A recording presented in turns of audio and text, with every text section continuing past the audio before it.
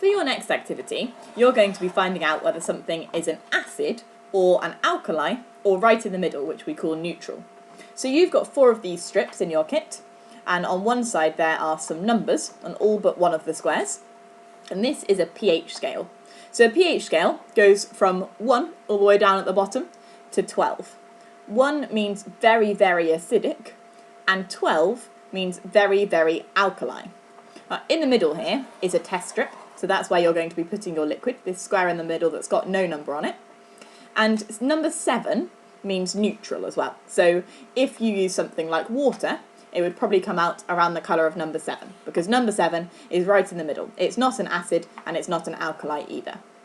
What we're going to do, I've got vinegar here.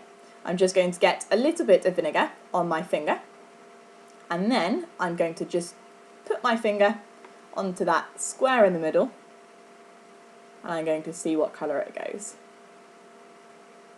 Now what you would then do is match the colour that it's turned with one of the numbers, see which one it's closest to, and whichever one it's closest to in colour, that's the number.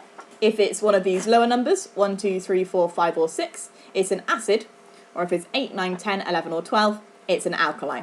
See how many you can test.